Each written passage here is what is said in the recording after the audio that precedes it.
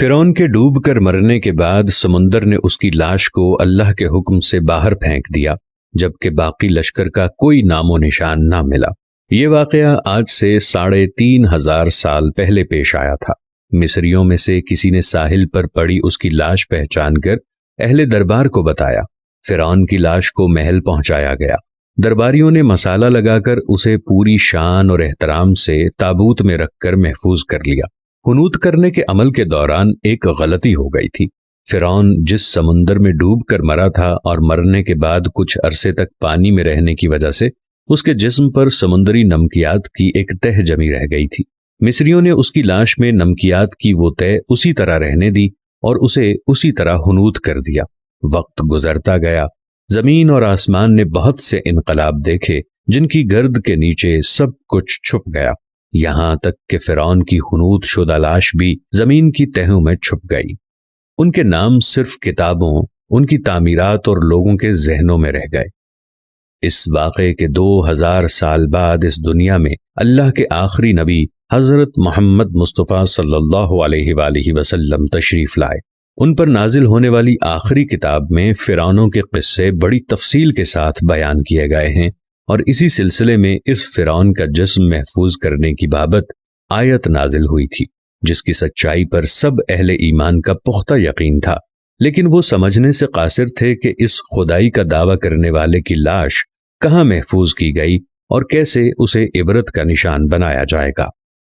1871 میں مصر کے الغورنیہ سے تعلق رکھنے والے غریب اور معمولی چور احمد عبد الرسول کو فرعون کی حنوط شدہ لاشوں کی طرف جانے والی خفیہ رستے تک رسائی مل گئی۔ احمد عبد الرسول نوادرات چوری کر کے بیچا کرتا تھا۔ ایک دن وہ دریائے نیل کے کنارے کے قریب تبیسا کے مقام پر اسی سلسلے میں پھر رہا تھا جب اسے ایک خفیہ راستے کا پتہ چلا۔ وہاں نوادرات کی چوری کے لیے وہ کھود رہا تھا کہ اسی دوران اسے کچھ لوگوں نے پکڑ لیا اور پولیس کے حوالے کر دیا۔ وہ جس جگہ کو کھود رہا تھا وہاں سے ملنے والے راستے کی جب مسلسل کھدائی کی گئی تو یوں 1891 کو دوسری ممیوں کے ساتھ اسی غرق ہونے والے فرعون کی لاش بھی مل گئی۔ اس کے کفن پر سینے کے مقام پر اس کا نام لکھا ہوا تھا۔ ان ممیوں کو ماہرین قاہرہ لے گئے۔ جب ان ممیوں کی تفصیل کا جائزہ لیا گیا تو فرعون والی ممی پر جمی نمکیات کی تہ سے تصدیق ہو گئی کہ یہ وہی فرعون ہے جسے اللہ نے پانی میں غرق کر کے بدترین انجام سے ہمکنار کیا تھا۔ یہ بہت بڑا واقعہ تھا۔ اس کی تصدیق کے لیے دنیا کے ماہرین آثار قدیمہ اور تاریخ دان مصر کی طرف بڑھے۔ مختلف سائنسی تحقیق کرنے کے بعد دنیا بھر کے سائنسدانوں نے تصدیق کر دی کہ دوسری سب لاشوں کی نسبت سے صرف فرعون کی لاش پر ہی سمندری نمکیات کی تہ جمی ہوئی تھی۔ اس تصدیق کے بعد اسے فرعون کی لاش قرار دے کر عجائب گھر میں محفوظ کر دیا گیا۔ 1982 میں فرعون کی ممی خراب ہونے لگی تو اس وقت کی مصری حکومت نے فرانس کی حکومت کو درخواست کی کہ فرعون کی ممی کو خراب ہونے سے بچایا جائے، نیز جدید سائنسی ذرائع سے اس کی موت کی وجہ بھی معلوم کی جائے۔ چنانچہ مصری اور فرانسیسی حکومت نے مل کر فرانس لے جانے کا انتظام کیا۔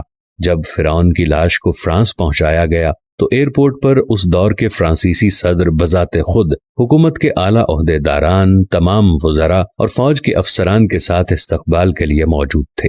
فرعون کی لاش کا استقبال کسی عظیم زندہ بادشاہ کی طرح کیا گیا۔ فوجی دستوں نے سلامی دی۔ فرعون کی ممی کو ماہر ڈاکٹروں کی ٹیم کے حوالے کیا گیا۔ اس ٹیم کی سربراہی ڈاکٹر مورس بوکابے نے کی تھی۔ مائکروسکوپ ٹیسٹوں کے ذریعے ممی کے تمام اجزاء کا باریک بینی سے جائزہ لیا گیا تو معلوم ہوا کہ اس کی لاش پر سمندری ذرائع ابھی تک موجود تھے اور موت کی وجہ بھی پانی میں ڈوبنے کی وجہ بتائی جاتی ہے۔ ایک بادشاہ کی موت پانی میں ڈوبنے کی وجہ سے ہو، یہ ڈاکٹر مورس کے لیے حیرت کی بات تھی۔ اس نے اس ممی کے بارے میں مزید جاننے کی کوشش کی تو اسے معلوم ہوا کہ اس بادشاہ کی موت کے حالات مسلمانوں کے نبی حضرت محمد صلی اللہ علیہ وآلہ وسلم پر اتری کتاب قرآن مجید میں تفصیل سے درج ہیں۔ اسے علم تھا کہ جہاں سے اسے یہ لاش ملی ہے وہ اسلامی ملک ہے، چنانچہ تجسس کے ہاتھوں مجبور ہو کر وہ مصر پہنچا۔ وہ ایک سائنسدان تھا۔ اس نے اس معاملے میں مصر کے ایک سائنسدان سے ملاقات کی اور سائنسدان نے قرآن پاک کھول کر سورہ یونس کی آیت 90 تا 92 کا ترجمہ لفظ بلفظ سنایا۔ فرعون کا خدائی دعویٰ کرنا، اس کا پانی میں ڈوب کر مرنا اور پھر پانی سے نکال کر اس کی لاش کا حنوط ہو جانا اور پھر دوبارہ لاش کا ملنا اور پھر اس کی لاش کو جدید سائنسی دور میں دوبارہ محفوظ کیا جانا، سب کا اشارہ ایک جانب تھا اور بہت واضح اشارہ تھا۔ تجھے بعد میں آنے والوں کے لیے عبرت کا نشان بنا دوں گا۔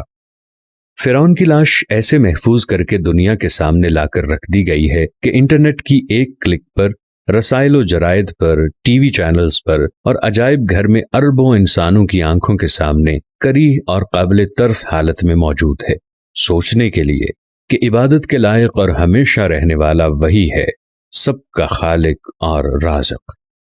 ڈاکٹر مورس نے آیات کا ترجمہ سنا تو اسی وقت پکار اٹھا کہ کلمہ سچا ہے، کلمہ پڑھا اور مسلمان ہو گیا۔ سبحان اللہ۔